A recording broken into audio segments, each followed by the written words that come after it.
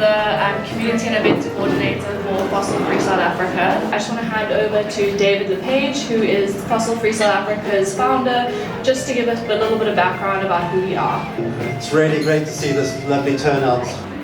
We're essentially a human rights organisation. There are many different domains in which human rights are threatened, and one of the most important is the threat of climate change. And one of the issues that, of course, is driving the conflict in Gaza is, of course, the fact that there are corporations, many of them the same corporations, that are financing massive fossil fuel extraction, that are also financing armaments used to bomb Gaza. We're a network of South Africans who are working to secure human rights and prosperity by challenging financial and social support of the fossil fuel industry.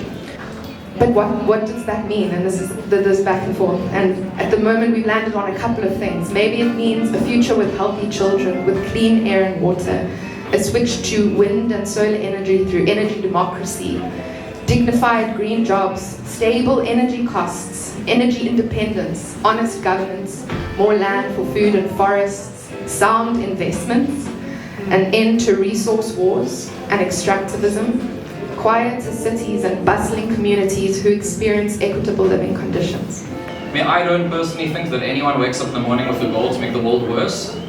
I think the difference is that some people wake up with the goal to make the world better for everyone, and some people wake up with the goal to make the world better for just themselves, or their family, or some group they identify with. And I think that's a lens to think about both Palestine and climate justice, right? From the river to the sea. Palestine will be free. From the river to the sea. Palestine will be free. From the river to the sea. Palestine will be free. I think the way we build a movement rooted in intersectionality, a movement of solidarity, is understanding that my opinions and the way I mobilize and organize is not the way that you mobilize and organize. And in fact, we need everyone involved in how we begin to see that radical change.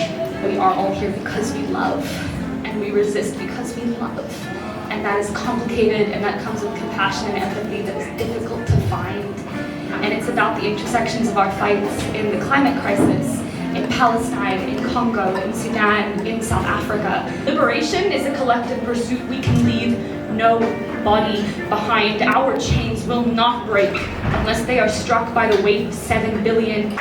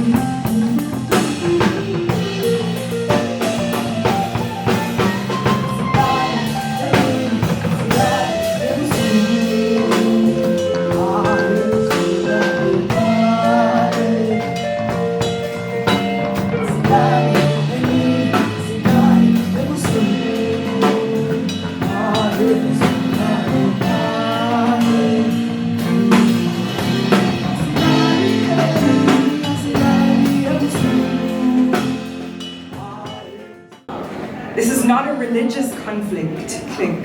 Before Israel was created, Arab Jews, Christians, and Muslims were indigenous to the land, click. I wish I knew the combination of words that could stop a genocide, but I don't. But taking something and putting it where it doesn't belong has consequences. These trees are prone to fire, and this has destroyed countless villages. They overconsume water, and their roots cause havoc. But more specifically, their pine needles are acidic, and they completely change the chemistry of the ground. They make it inhospitable for Palestinian indigenous plant life. Colonial projects are inherently sexually violent projects, and it always starts with the land. Land abuse is the first instance of violence against the colonized people and the indigenous people. Pumla Dineo, in her book, Rape, a South African Nightmare, starts off saying that rape is the domination of the masculine over the feminine. And masculine and feminine aren't necessarily social or political identities, but rather that they are positions that are held in society, whereby the feminine can be held by a man, a woman, a boy or a girl, or someone who doesn't align with the gender binary. So when we think about the colonized people, when the colonizers first encounter these colonized people in the colonial encounter, they are encountering these indigenous people as if they were one with the land, as if they were merely part of the flora and fauna. So with that attitude, they treat the indigenous people the way that they're treating the land. They are treating them with a conquering mindset. And that conquering mindset is also a sexually conquering mindset. Their words resonate deeply as we delve into this complex web of climate justice, Palestinian liberation, and the imperative for climate reparations. I want to explore how these threads of colonialism, ecological destruction, and systemic violence interweave in the context of Palestinian liberation and the broader fight for climate justice. UN Secretary General Antonio Guterres has warned us of the looming cataclysm of climate change. His exact words are that the era of global warming has ended and the era of global boiling has arrived. The global boiling that Guterres speaks of is not just a physical phenomenon, but a boiling over of long simmering injustices rooted in colonial histories and perpetuated by ongoing systems of oppression. Whether we are focused on addressing social or environmental issues, and hopefully after today we're going to work on both, we have to recognize and tackle these blind spots. Ending war, occupation, colonialism, and genocide necessitates action against fossil fuel companies that are implicit or that are complicit in these injustices. And when we don't make these connections clear, we leave room for Zionists to claim that they are climate activists and environmentalists, that they support the end of fossil fuels while simultaneously promoting Israel's actions and the intense level of bombing and environmental destruction on the Gaza Strip. But these fossil fuel companies are the extractive imperial forces of our time. They are stealing our resources, they are poisoning our land, and all the funds are not funneling down to us here on the ground, they are all being taken back to the global north, right? So in doing so, they're poisoning our environment, they're threatening public health, and they're bringing all of us closer to climate collapse. We have to remember they are not working for us, they are not working with us, they are actively working against our vision for a just, equitable, and sustainable future. In our millions and our billions, we are all Palestinians, because those toxins do not leave this earth. We are, all of us, affected by this horror right in our own somatic beings, in our own bodies, because we are all breathing the same air. And we must bring an end to the fact, as Max Liboiron so beautifully says it, that pollution is colonialism.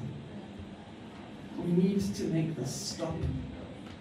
Fossil fuels are the military-industrial complex. The military-industrial complex is fossil fuels. And our own human bodies cannot take any more of this.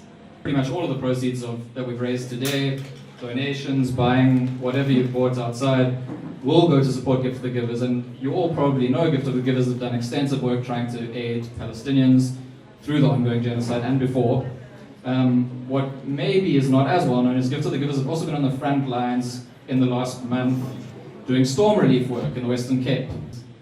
This is going to be a hectic few, not days, but weeks ahead as we assist in these informal settlements.